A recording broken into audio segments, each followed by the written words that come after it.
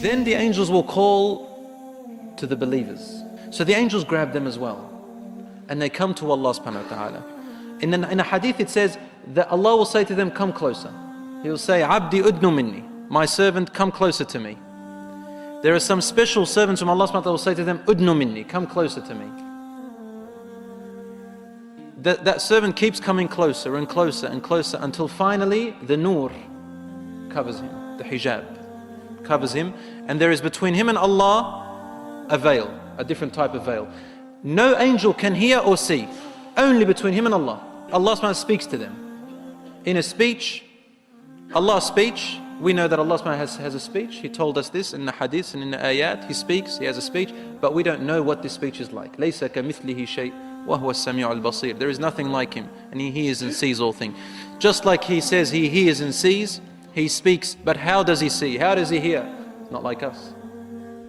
In a manner that befits Him, He knows subhanahu wa ta'ala. We accept it as it is. And Allah says to him, Abdi, look at your records. And he sees sins. Allah says to him, didn't you know that you did this sin and I could see you? He did it in secret and I could see you. Didn't you know this day will come? Didn't you know that today I will question you? Didn't you know? And he will say, Rabbi, I did. And Allah subhanahu wa ta'ala will say to him, why did you do it? Finally the servant will say, oh my Lord, for you to throw me into hellfire is easier than to judge me and me standing before you with this sin.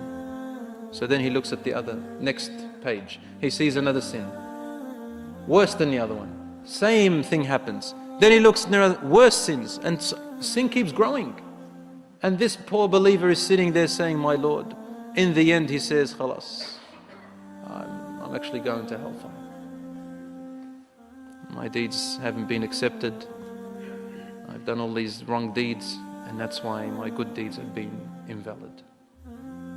So when he is certain that he's going to end up in hellfire, Allah says to him, Abdi, you know how you kept it a secret in the former life? He says, yes. He said, why did you keep it a secret? He says, because I was ashamed of my sin, my Lord. He says, Satartuha alayka fi dunya. Don't you see I kept it a secret in the former life? I didn't expose you.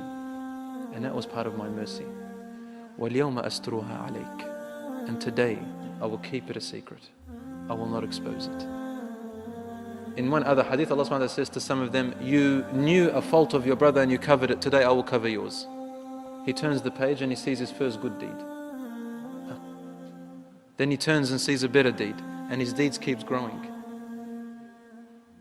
Then he turns back and the records are empty. The records are empty of his sins.